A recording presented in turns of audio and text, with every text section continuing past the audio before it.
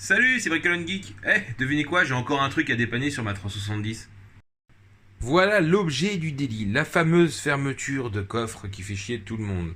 Enfin, tout le monde, pas encore, mais moi la mienne ayant 10 ans, dans les premières qui ont été faites, on va dire, ça risque de vous concerner bientôt si vous en avez une 370. Alors on connaissait cette histoire de tampon avec la petite pièce de 20 centimes en dessous pour augmenter, on va dire, la force du ressort pour lever le haillon. Mais là, j'ai eu un autre coup. J'ai eu cette putain de fermeture là. Il a fallu que j'attende un bon moment, on va dire qu'elle soit bien froide pour réessayer. Et après, c'est bon, mon coffre a bien voulu se déverrouiller. Voilà. Donc, je pouvais plus ouvrir mon coffre. Alors, il paraît qu'il y aurait un truc derrière le siège passager où qu'on mettrait la clé pour pouvoir ouvrir le coffre. Il y aurait une trappe à ouvrir. J'ai pas vérifié le truc, j'ai pas revérifié le truc, mais je vais aller voir tout de suite et je vous dis ce qu'il en est. Ouais, bon, apparemment, il y a bien un truc, d'après la notice, qui est sous, ici, l'espèce de moquette du porte-bagages, enfin, du porte-bagages, moquette de la zone bagage, on va dire, derrière le passager. Il y aurait un truc avec du velcro à tirer. Moi, je vois pas. Je vois ce truc-là, mais c'est une pâte en plastique qui tient un bout de fil qui est là. Là, c'est la pompe à essence. Voilà. Et puis, bah, là, il y a un capteur, je pense. C'est un tout petit fil électrique, donc pour moi, c'est un capteur. Je vais pas tirer dessus. Donc, bon, bah, c'est pas l'air d'être ici. Hein. Bon, bah, c'est pareil, hein, côté conducteur, hein, la zone bagage, moi, je vois rien avec des velcro qui sont crochés. Pourtant, je mens pas sur la notice, c'est bien ce qui est marqué. Bon, et bah, je sais pas si je vais trouver ça quelque part. Si vous savez où est-ce que c'est, bah, moi je veux bien l'information. En attendant, j'ai réussi à quand même ouvrir mon coffre, heureusement, donc je vais pouvoir démonter maintenant la serrure. Vous allez rigoler, je cherchais pas du tout ça, mais finalement, je crois que je suis tombé dessus. Enfin, non, je suis pas tombé dessus, je suis tombé sur un truc que je m'attendais pas. Et que je savais pas où il était. Je pensais que le chargeur CD, en fait, il fallait mettre genre plusieurs CD dans le CD, enfin la fente principale. Et en fait, non. Il est là, le chargeur CD. Putain, il faut démonter la boîte qui est là. Alors là-dedans, vous voyez mes seringues de C99. Et là, en fait, quand on le démonte complètement, on a accès au chargeur CD derrière une trappe qui est quand même bien cachée. C'est dingue. C'est dingue. Pourquoi l'avoir caché jusque-là il pouvait pas le mettre dans le coffre un peu plus accessible. Bref. Donc bah ça m'aide toujours pas, hein. Je trouve toujours pas mon truc velcro. Ça y est, je l'ai trouvé. Alors franchement, si vous vous êtes pas posé la question avant, vous trouverez pas. Voilà. Donc, clairement, la notice ne vous dit pas où c'est, parce que c'est vraiment pas explicite. En fait, il faut enlever la moquette ici. Alors bien sûr, il faut le faire de l'autre côté. Hein. Vous enlevez la moquette. Vous voyez le petit trou là qui est juste sur la pointe de mon triangle jaune là de mon spot. Bah en fait ici, alors, on va se mettre par là pour essayer de voir. Voilà bien, voilà. Alors, pourtant il y a l'éclairage sur mon téléphone. Hein. Vous voyez ça? On voit pas grand chose. Hein. Voilà, ici. Ceci est une sangle crochet, un velcro. Voilà. Et quand on la prend, voilà, on peut tirer dessus et ça va ouvrir. Vous entendez? Voilà, ça va ouvrir la serrure mécanique. Et après, bah, faut la recrocher avec le petit scratch qu'attend là. Et bah putain, pour trouver ça, hein, faut vraiment essayer de pencher, quoi. Bon, bah maintenant, on va démonter. Hop, on va remettre ça là.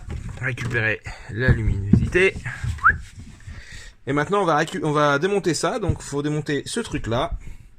Et ce truc là. Et le petit joint. Voilà, le déclipser pour enlever le cache qui est là. Pour accéder à la mécanique. Voilà comment ça se présente une fois qu'on a enlevé le truc. Donc on voit bien la fameuse pièce qui nous lâche le haillon. On voit qu'il y a plein de graisse dedans et à mon avis c'est plein de merde aussi. Donc à défaut de la déclarer HS, je vais faire comme pour les ceintures. Hein. Je vais essayer de démonter pour voir ce que ça donne et essayer de la décrasser. C'est le minimum à faire déjà avant de dire qu'il faut changer la pièce. Bon bah c'est parti. Je vais enlever ça. et celui-là. Voilà. Et je pense que ça, c'est pour tenir le mécanisme. Et ça, à mon avis, c'est pour tenir la tirette qui doit arriver de l'autre côté. Donc, je vais déjà voir comment que ça se présente. À mon avis, il y aura juste peut-être à enlever ce truc-là. Je pourrais enlever la platine entière en laissant le système donc de tirette à scratch de l'autre côté. Alors, je suis désolé de cette petite coupure. En fait, j'ai appuyé sur le bouton power sans faire exprès sur le téléphone pour le tenir alors que je vous présentais le truc. Bref, voilà, on voyait ici le moteur. L'électro, enfin la bobine quoi. Oui, c'est pour un électroaimant, ouais, non, c'est une bobine quoi. Un solénoïde, voilà, c'est plus ça que je voulais dire. Un solénoïde qui, à mon avis, sous l'excitation, vient faire bouger quelque chose. Et derrière, on a un mécanisme avec ce truc-là qui va bouger. Alors, je l'ai déclipsé. C'est tout simple. Hein. Vous avez ça qui est clipsé sur la barre de fer que j'ai mise ici. Et il suffit de le faire sauter pour pouvoir après sortir la barre de fer de son axe. Et pareil de l'autre côté. Et donc je me suis dit, écoute, si c'est la mécanique qui merde, là, lui, si j'enlève le couplage mécanique, il devrait bouger comme je veux. Et regardez-moi ça. J'appuie une fois, 2 fois, 3 fois, 4 fois, 5 fois, 6 fois, 7 fois, 8 fois, 9 fois, il bouge plus. Donc le problème n'est pas mécanique. Le problème, c'est lui. Bon, va falloir changer la pièce. Moi, je pense qu'avant de la changer, je vais essayer de la démonter. Qu'est-ce que je vois là? Fais le point, s'il te plaît. Des vis. Donc ça, contrairement à une ceinture de sécurité, ça se démonte. Et au vu du truc, soit j'ai une bobine qui effectivement commence à se couper. Et du coup, forcément, son fonctionnement, quand elle chauffe, c'est bof bof. Soit j'ai de la merde dans le pâté. Bon, on va démonter ça. Bon, voilà la bête fautive. Alors désolé, je suis arrivé dans mon atelier. J'ai mon imprimante 3D qui est en train de m'imprimer un gros truc là-bas. Et puis, j'ai ma fille qui regarde un dessin animé. Bref, ce truc-là, voilà, on voit clairement comment c'est organisé. On a un petit moteur. Je crois que c'est un solénoïde, mais non, c'est un moteur. Ou alors il y a un truc rotatif. On va regarder. Mais je pense que c'est purement un moteur. Point barre. Bref, et donc ça tourne. Et quand ça tourne, normalement ça emporte l'autre. Bien sûr, forcément ça va pas le faire quand j'ai qu'une main de dispo. Non, il veut pas. Saleté. Bref. Alors on voit déjà la graisse qui est dedans, elle est un peu figée. Et c'est pas la mort quoi. Alors je vais l'enlever, voilà. Il y a une espèce de ressort. Faut pas se gourer peut-être dans la façon de le remettre, je regarderai. Bref. Un ressort. Hop, un axe. Et le bidule qui est censé bouger comme ça. Pour faire la rotation. Ça c'est pas facile avec une main. Voilà, c'est censé faire ça. Au fur et à mesure que le moteur il tourne. Alors de ce côté-là, on voit bien que ça bouge. Il n'y a pas de problème, ça bouge.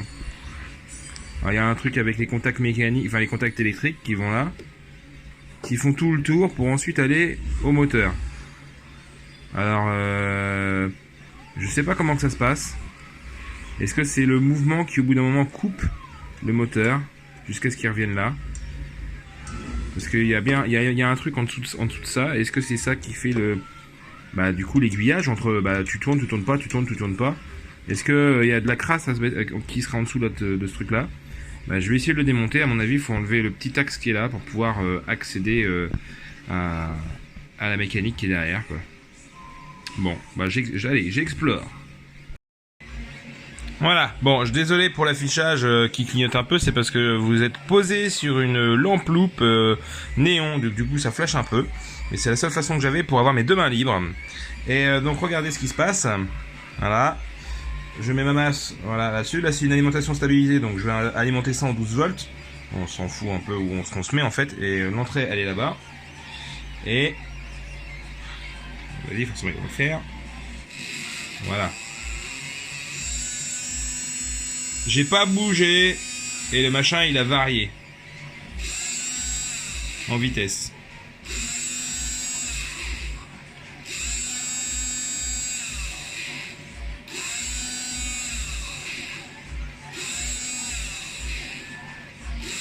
Bon, il en refait plus derrière. Moi, je pense que c'est un truc qui supporte mal la charge. Alors là, il est à vide évidemment, donc il n'y a pas beaucoup de... Oh, saleté de mise au point de merde. Bref, je vais vous reprendre là. Bref, moi je disais, là en fait, il est à vide ce machin-là. Donc, il n'a pas vraiment d'effort et j'ai senti en fait au démontage que on sent comme s'il y avait des fois des points durs ou pas. Je pense que c'est lui qui commence vraiment à s'user. Alors bon, je vais le refaire durer un peu, hein, c'est-à-dire que je vais décrasser toute cette merde là qu'il y a là-dedans, toute la graisse qui est là. Je vais remettre de la belle graisse bien fluide en espérant que ça fasse son effet. Mais ouais, bon, c'est... Et puis à changer, ça a l'air à moitié la merde parce que là, du coup, c'est collé, enfin c'est collé, c'est des rivets plastiques hein, de merde. Donc si on les enlève pour démonter ce machin là parce que c'est obligatoire, bah on peut pas les remettre ou alors va falloir jouer de la colle forte. Bref, bon c'est pas gênant parce qu'en fait il y a aucun intérêt cette histoire de circuit imprimé là. En fait j'ai l'impression que ça sert à rien du tout parce que c'est ce truc là qui frotte dessus mais il y a aucun contact électrique quoi. Donc bon voilà. Faut juste nettoyer. Alors pour enlever ce truc là, hein, c'était tout simple. Il y avait ça. Voilà. Ça en fait quand on enlève, on le glisse tout doucement, fait gaffe, c'est du nylon et c'est assez fragile. Et en fait la petite tige qui est là après derrière, il y a juste à la faire sortir de l'axe pouf. Voilà, et après derrière c'est assez simple à démonter. Bon maintenant j'ai plus qu'à nettoyer.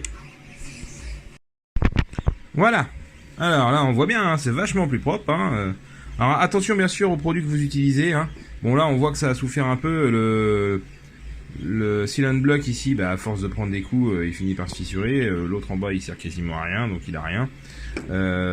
Mais voilà, faites attention aux produits que vous utilisez, ne pas vous retrouver avec des produits très agressifs qui pourraient abîmer bah, soit comment dire l'électronique, enfin le bobinage du moteur qui est là en s'infiltrant dedans. Ou alors pire les caoutchoucs qui sont là voilà qui pourraient carrément se décomposer si vous les abîmez. Alors c'est des simples billes hein, des billes de caoutchouc je pense.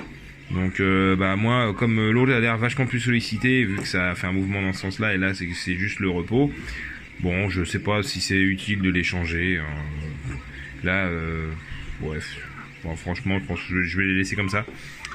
Bref, on a la mécanique, voilà, ici, qui est de nouveau toute propre. Voilà, alors, dégraissée, soufflée, voilà, toutes les pièces sont là. Le capuchon est tout propre, voilà. Et maintenant, il s'agit de remettre de la graisse. Et on est dans des engrenages. Et avec une toute petite force au final derrière quand même, il faudrait pas qu'on reproduise cet effet de gommage. Donc j'en vois beaucoup qui mettent de la graisse mécanique au lithium. C'est trop bien, ouais, haute performance, ouais, adhésif. Mais je pense que c'est un petit peu trop collant, je pense. Pour ça. Et moi, j'utilise plutôt pour ce type d'opération, ce que j'utilise sur des blocs optiques de PlayStation par exemple, c'est de la graisse céramique. Ici c'est de Tamiya. Alors c'est pas du tout dans l'univers mécanique pour le coup, mais on est clairement sur de la graisse adaptée sur des engrenages en métal laiton. Voilà, donc c'est exactement ce qu'on a là. Voilà, on a un engrenage métal là et tout le reste c'est du laiton, de métal nylon. Je me suis trompé. Métal nylon. Donc ça permet de bien graisser sans pour autant coller. C'est une graisse très très fine et très fluide malgré qu'elle reste quand même bien en place sur les engrenages. Voilà. Par contre ça coûte assez cher quand même pour le peu qu'il y a dedans. Bon bah c'est parti maintenant, faut remonter en mettant la graisse comme il va bien. Voilà, alors je vous détaille un peu où est-ce que je mets la graisse. Voilà, je vous l'ai mise ici. Alors, on va pousser la lampe pour pas vous gêner. Je vous l'ai mise ici parce que quand on regarde bien le dessous de la pièce, voilà, c'est cette partie-là, ronde, qui va frotter, surtout sur ça. L'axe étant solidaire du dessus, pour justement créer le mouvement de rotation avec la partie qui est derrière. Donc ils sont solidaires, ensemble, verrouillés, mais ils vont frotter à cet endroit-là. Donc hop, un petit coup de graisse, on enquille, voilà. Et clairement, ça coulisse comme papa dans maman. Ensuite, on réinsère le petit morceau en métal, la petite clavette de verrouillage là, et on y met le petit insert en nylon, voilà, qui vient se clipser sur les petits trous à cet effet. voilà, qu'on voit là et là, et qui vient verrouiller, voilà, la clavette en sa position. Pas besoin de mettre de graisse à cet endroit-là, il n'y a aucune partie mobile. Bien, je vais essayer de faire le remontage à une main, histoire de vous expliquer un peu toute la chaîne, ça va être plus simple. Donc, dans les engrenages, ce qu'il va falloir graisser, ben forcément, il y a l'axe là. Voilà, donc j'en mets un petit peu sur l'axe, et pas besoin d'en mettre 3 tonnes. Va y avoir ce pignon là. Voilà. Donc, hop. J'essaie d'en faire un peu sur tout le tour.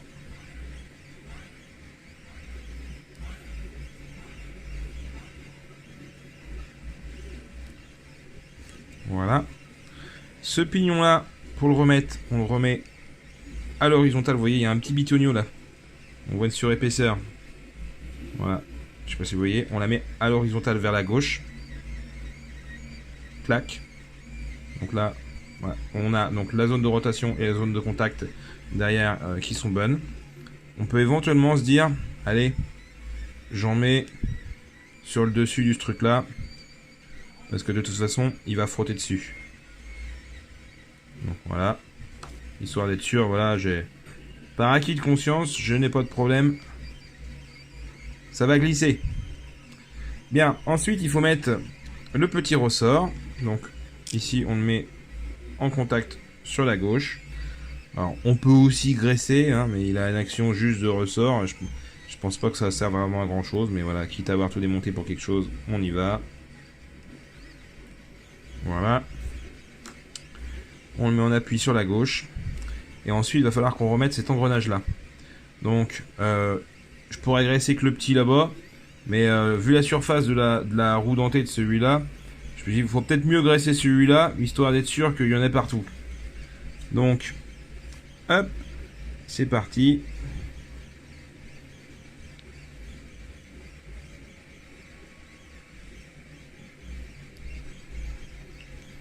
C'est pas évident une main. Hein.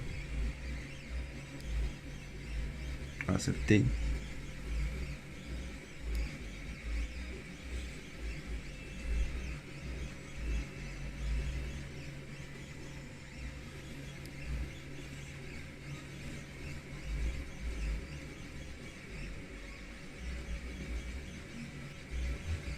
Voilà. Bon, forcément, il faut qu'une vis vienne se coller à ma graisse. Voilà, dégage.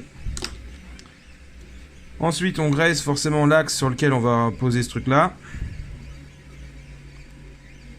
Voilà. On graisse le palier qui est ici.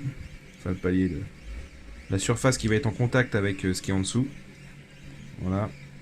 Bon, et normalement, je pense qu'on a fait à peu près le tour pour la partie qui concerne, qui sera plus accessible une fois qu'on aura fini de la mettre. Alors, je vais la prendre avec une petite pince pour pas me foutre de la graisse partout sur les doigts. Ah, bordel. Comme ça, peut-être? Non, mais pas. Comme ça. Voilà, non. Hop là. Alors, donc... Le palier, il est en bas. Voilà, on va le poser comme ça. Attends. J'ai pas le choix, je vais devoir y mettre les doigts. Voilà, bref. Donc on a un petit argot. Ici, je le mets vers le haut. Voilà. Voilà. Bon, je m'essuie les paluches sur ce que je peux. Qu'est-ce que j'ai encore? Tiens, un bout de papier.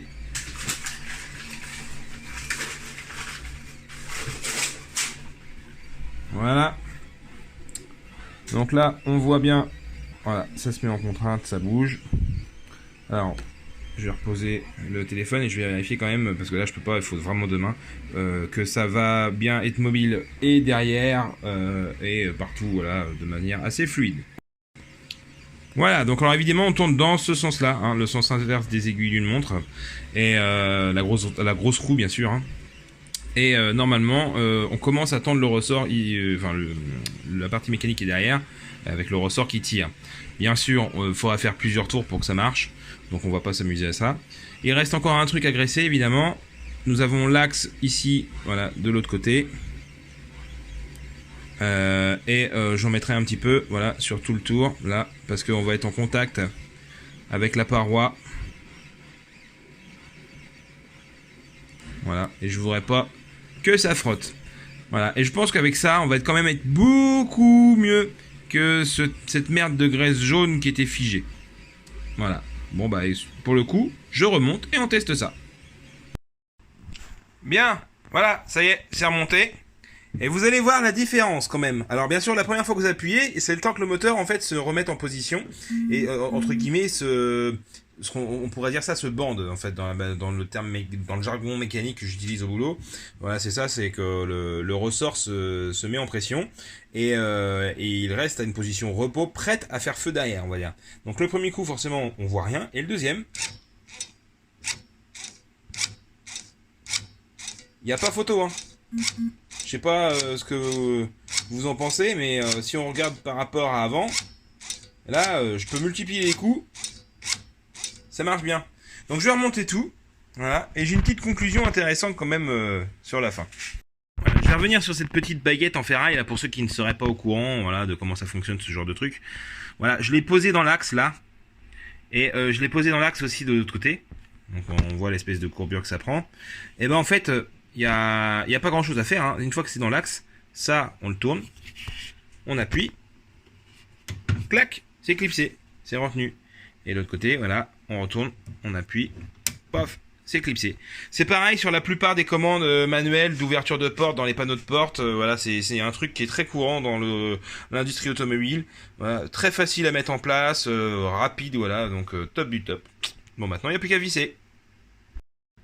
Voilà, c'est monté. Bon, bah, dis, c'est plutôt propre, hein. Bon, je veux dire que j'ai pas dégueulassé en dégraissant quoi que ce soit. Alors, regardez-moi ça. Je ferme le truc, bien fermé. J'appuie dessus. Du premier coup, boum, ça s'ouvre. Avant, il fallait systématiquement que j'accompagne le coffre pour son ouverture. On m'avait dit, ouais, mais les pièces, tu vas voir, ça va fonctionner. Ouais, ça a fonctionné. Ouais, allez. Je passais de, on va dire, 100% du temps à devoir lever à la main à une fois sur deux. Mais en fait, c'était pas vraiment solutionner le problème. Pour solutionner le problème, il faut démonter le bidule qui est derrière ce machin-là et le graisser comme je viens de faire. Bon, voilà. J'espère que cette vidéo vous aura plu. Voilà. Bah, je commence à être un peu expérimenté sur les dépannages bénins, on va dire, de la 370Z. Hein. Je sais pas ce que vous en pensez. Voilà. Si cette vidéo vous a plu, allez, je fais le mode putaclic du YouTube. Hein. Pour faire plaisir à la chaîne, mettez-moi un petit pouce bleu, voilà, et mettez un commentaire si ça vous a plu. Voilà, à plus.